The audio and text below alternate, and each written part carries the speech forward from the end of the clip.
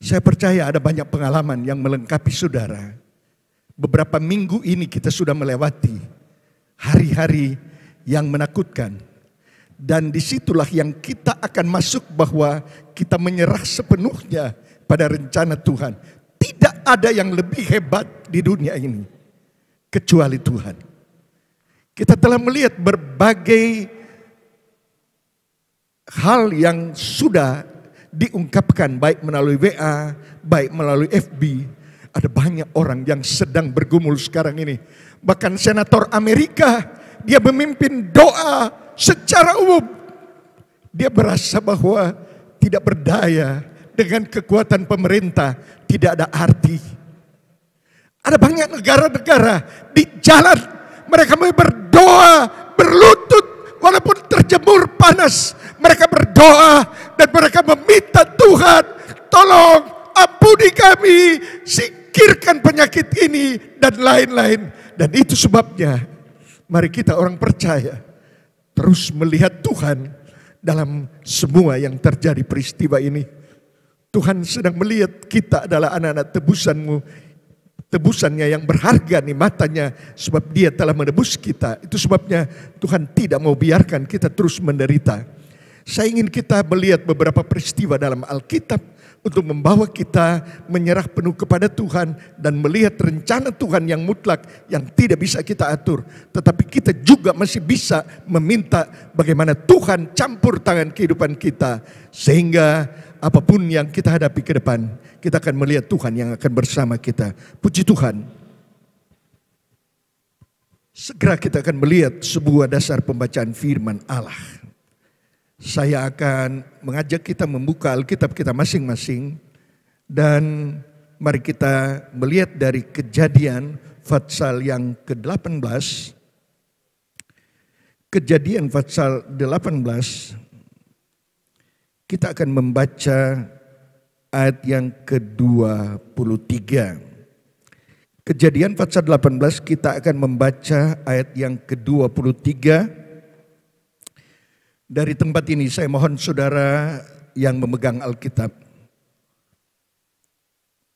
kita akan membaca sama-sama dalam hitungan yang ketiga dari Kejadian 18 ayat 23 untuk kita boleh merasa memiliki ayat ini. Sekali lagi Kejadian 18 ayat 23 dalam hitungan yang ketiga kita akan membaca ayat ini. 1, 2, 3. Abraham datang mendekat dan berkata, apakah engkau akan melenyapkan orang benar bersama-sama dengan orang fasik? Saya ingin mengemukakan kepada kita ada beberapa peristiwa yang terjadi dalam Alkitab dan inilah yang kita akan hadapi ke depan. Apakah kita berada pada posisi yang mana? Ada kontradiktif di sini. Tuhan mempunyai sikap terhadap manusia. Pada ayat yang kita sudah baca tadi adalah ayat yang terjadi peristiwa di Sodom dan Gomora.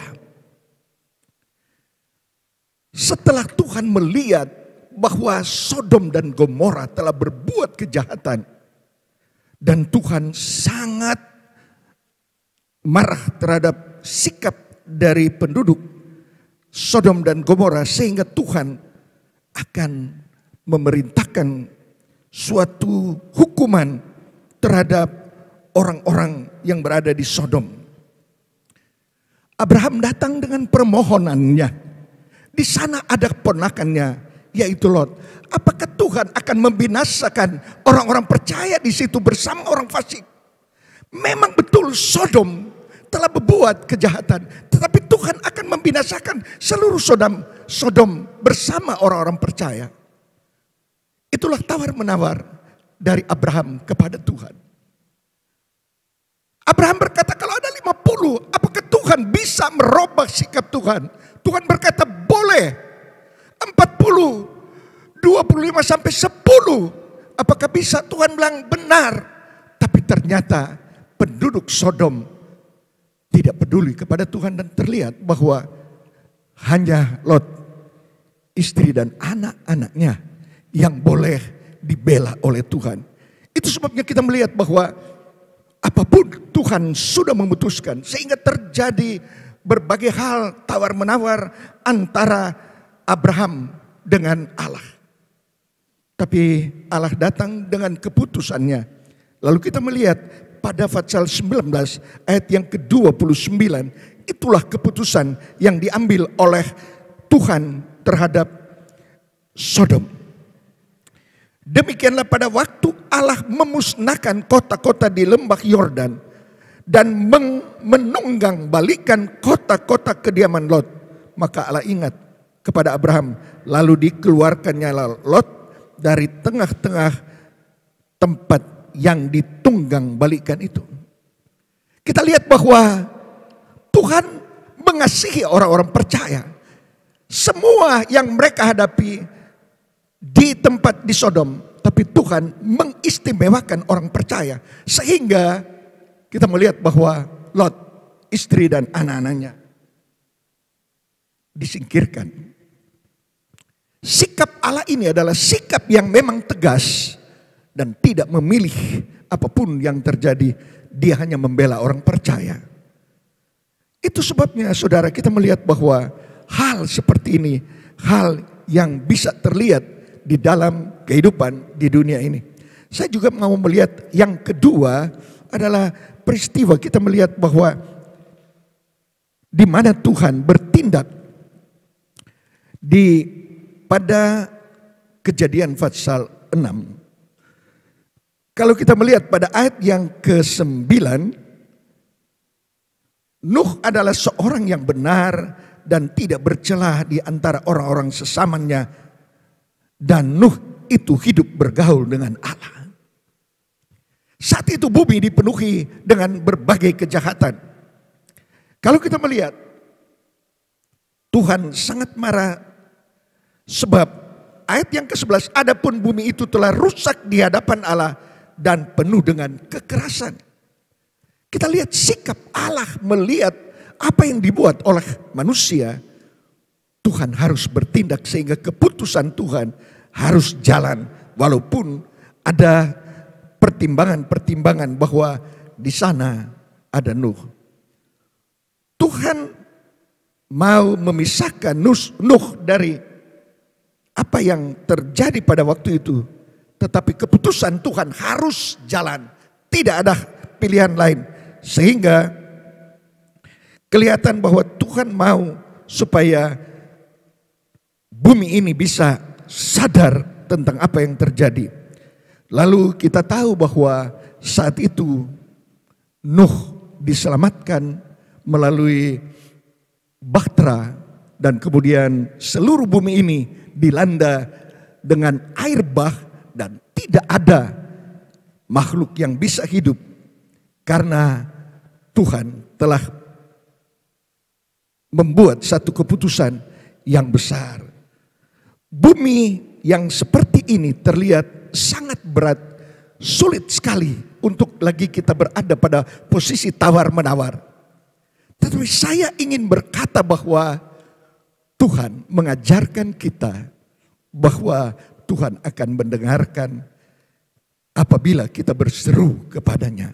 Masih ada satu peristiwa yang saya ingin kita lihat sebentar, yaitu peristiwa pada waktu Yunus diutus untuk menginjil ke Nineve.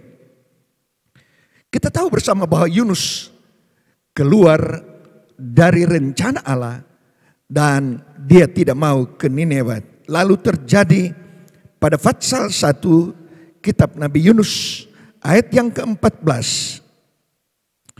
Ketika mereka berada pada keadaan bahwa lautan sedang mengamuk dan kapal mereka terancam, maka kita lihat ayat 14.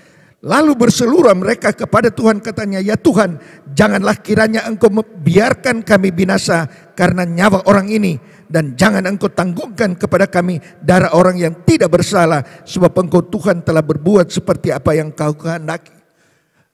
Orang-orang yang ada di dalam kapal itu sadar sekali bahwa kuasa Tuhan, rencana Tuhan adalah tidak bisa dirubah. Tetapi mereka berkata, jangan kami yang menderita karena perbuatan orang ini, yaitu perbuatan Yunus. Yunus harus menerima hukuman ini. Itu sebabnya kita melihat bahwa mereka mencampakkan Yunus ke dalam laut, barulah laut itu berhenti. Ada hal-hal yang terlihat bahwa Tuhan mempunyai sikap yang keras terhadap pelanggaran. Saat ini kita mulai berpikir, mungkin kita mulai bertanya, apakah peristiwa ini adalah peristiwa pelanggaran? Apakah peristiwa ini adalah peristiwa yang Tuhan izinkan untuk kita melihat apa yang Tuhan rencanakan dalam kehidupan kita? Banyak kali kita mulai merasa bahwa kita sudah berbuat sangat baik. Banyak kali kita sudah merasa bahwa kita adalah orang benar. Tapi Tuhan sedang menilai apakah kita sungguh-sungguh dalam mengikuti Tuhan. Apakah kita sungguh-sungguh untuk melihat bahwa apa yang Tuhan mau telah kita lakukan. Sehingga kita layak menerima pembelaan Tuhan. Ataukah kita sedang memikirkan banyak kali kita menyakiti hati Tuhan. Sehingga kita mulai merenungkan, kita evaluasi. Wajar terjadi COVID-19. Sebab saya pun seorang yang berbuat yang tidak berkenan kepada Tuhan. Tetapi saya percaya Tuhan membela orang-orang percaya. Dia mengasihi kita. Dan dia tidak mau kita ini seperti orang-orang fasik. Seperti apa yang kita baca tadi. Apakah engkau akan melenyapkan orang benar bersama dengan orang-orang fasik? Inilah doa yang perlu kita sampaikan kepada Tuhan. Mari kita sampaikan kepada Tuhan dan Tuhan masih bisa merubah. Adakah di antara kita yang ingin menyampaikan doa kita?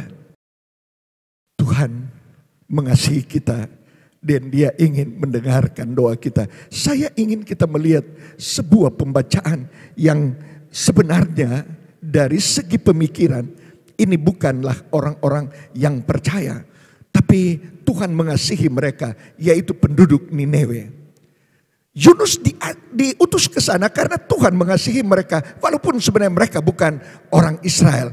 Mereka sebenarnya orang kafir. Tetapi Tuhan mengasihi penduduk Nineve. Kita melihat Yunus sesudah dia dilempar ke laut dan ditelan oleh ikan. Dan dia kembali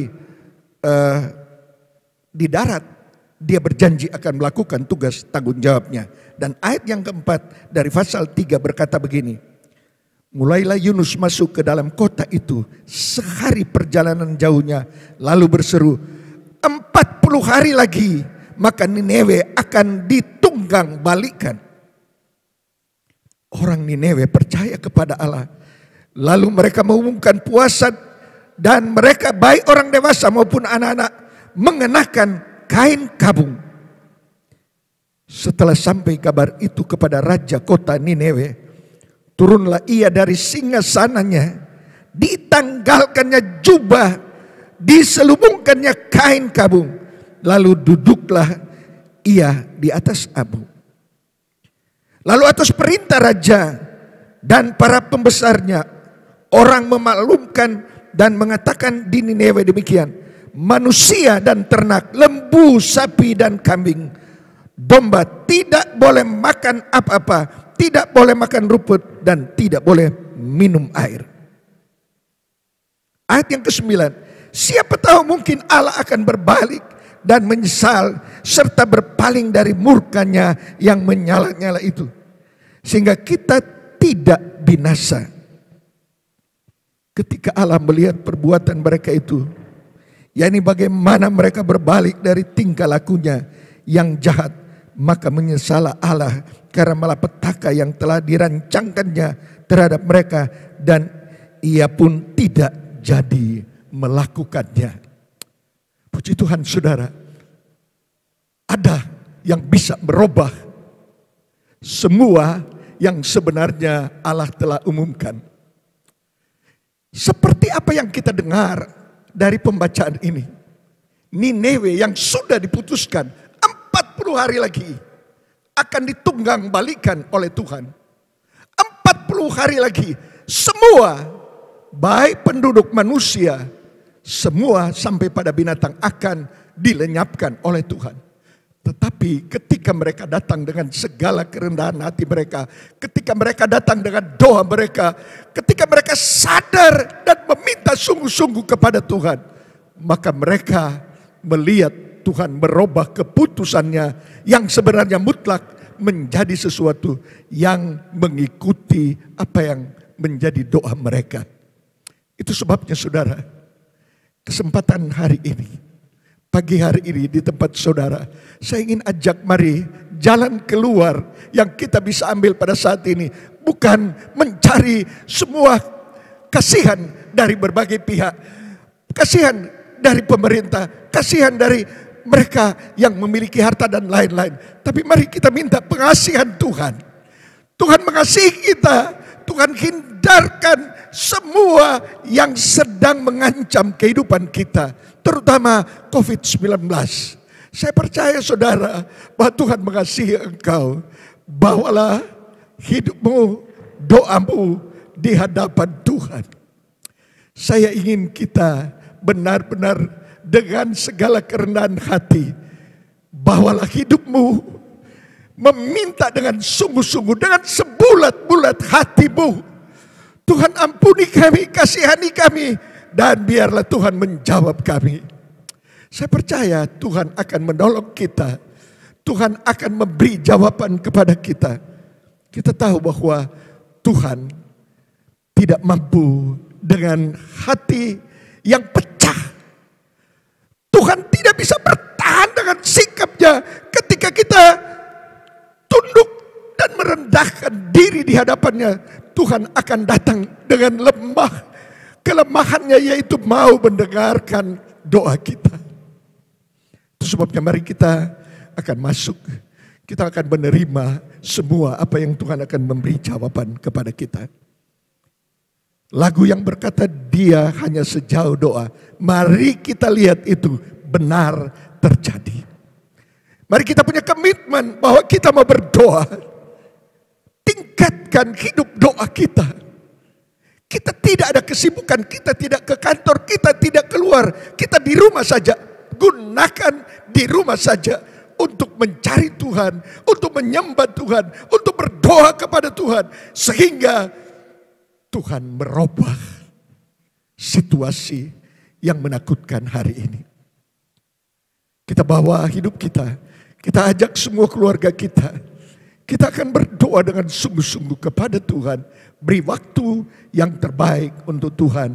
Supaya Tuhan melihat banyak orang-orang percaya. Banyak orang-orang kudus. Dan karena kehadiran orang kudus, maka Tuhan merubah semuanya. Dan kita akan melihat ada berbagai hal. Mujizat, berkat, kuasa yang berlaku bagi kita. Saya percaya ada maksud Tuhan kepada kita ketika Tuhan izinkan COVID-19 jalan seperti sekarang ini. Di rumah saudara, tempatkanlah hidupmu untuk bersungguh-sungguh. Kita mungkin terpisah sekarang ini. Kita tidak bersekutu dalam sebuah kumpulan yang besar. Kita hanya keluarga. Tapi justru kesungguhan dari keluargamu itu akan bersatu dengan keluarga yang lain. Berpadu doa kita, menarik jawaban Tuhan. Sehingga kita akan lihat Tuhan benar-benar bekerja di dalam kehidupan kita melalui jawaban yang Dia berikan pada hari ini dan selanjutnya. Saya percaya saudara akan terus melihat Tuhan dalam hidupmu. Dan Tuhan akan memberi jawaban kepada kita. Puji Tuhan. Kita akan nyanyikan sebuah pujian dan kita akan masuk dalam doa sesudah firman Allah